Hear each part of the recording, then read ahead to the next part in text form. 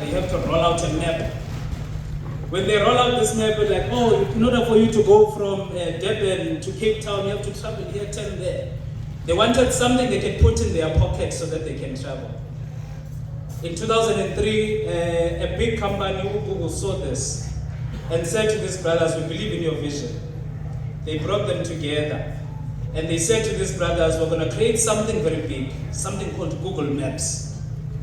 And these brothers believed. They brought together these brothers, and another company called Cohort Inc. and Capdash, and they built Google Maps.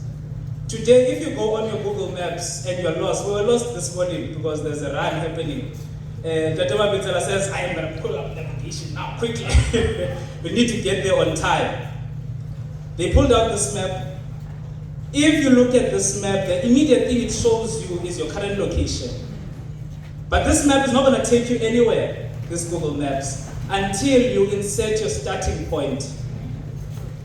But even that is not enough. You need to know exactly where you're going in order for it to take you. It says, I see where you are. This is where you will start. But where are you going? You insert, oh, I'm going to Durban. After that, it shows you, okay, look, I have a plan for you to get to Durban. It shows you an elaborate plan to go to Durban. But even that is not enough. Just seeing that plan does not ensure that you'll get to Durban. You need to click start, and that journey will begin. But because Google Maps is so intelligent, it realizes that not everything goes according to plan. So whenever you are journeying and you take a wrong turn, it does what? It reroutes. Not every plan goes according to plan. But we must reroute. Today we are rerouting from confusion to clarity. And that is what we're going to be talking about today. So, I'd like to speak to our fellow grade 10 learners. Today, as we are gathered here, we're celebrating and opening a start to a journey.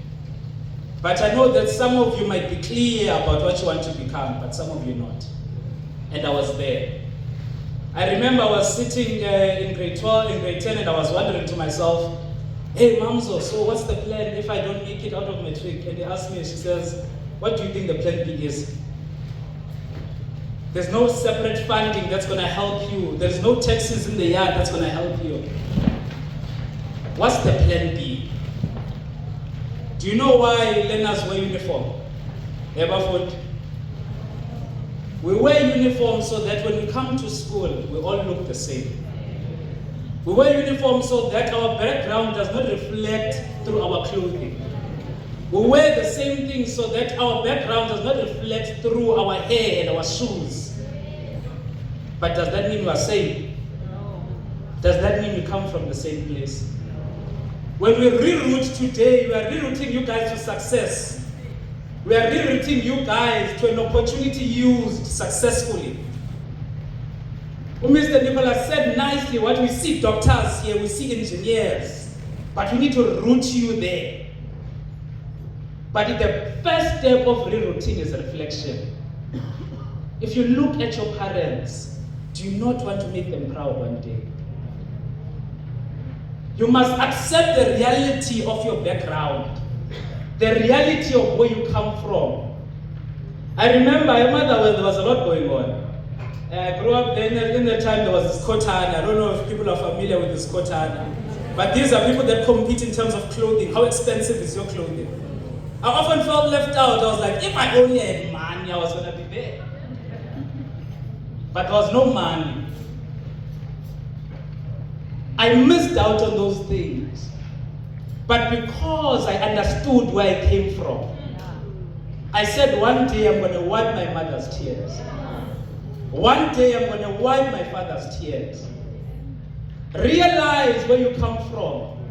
Look into the hearts of the parents seated in front of you. What is in their heart?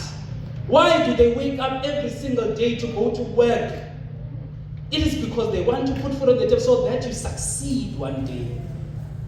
If you do not realize that, you have subsequently failed them. Realize where you come from. Realize who you are. We may look the same, but we're not the same. I used to believe when I was in the township that the friends that I made were my lifelong partners. That Amajita will always be Amajita.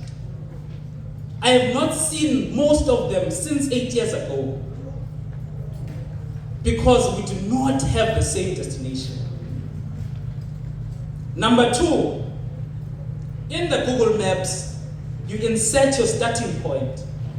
If you lie in your starting point and you say that when you are in Motherwell, while you are here in Kariga, it will not start well. You will be confused. Learners, be aware of your reality. Are you performing at the level that you would like to perform? Is this all your potential can give you? Are you happy with where you are now? It is in realizing the truth and the reality of that that gives you the freedom to start. When I was in grade 10, I was in the delusion that high school would last forever, therefore, I need to just continue. But it's only 2 years we're talking about. And after 2 years, the truth will come out. I'm here to let you know that understand your life for what it is. Do not look to the person next to you, because 10 years later you might not be that person. That person might not be next to you. Realize the reality of your current situation. Do not be deluded to it. I know it's painful sometimes. I remember in grade 11 when my journey started to change. I was doing well, I was getting my level 4s and level 5s. And one day I got a level 3 in LO. And I said, LO? Level 3? And I was like, there's no way. How do I present this to my parents who go to work every day and I say, Mama, Tata, I've made you proud with the level 3 in LO. My friends were like, to 50% is a pass, 51 is a distinction. They were happy to present that, but are you happy? Taking a report home after our parents have done everything possible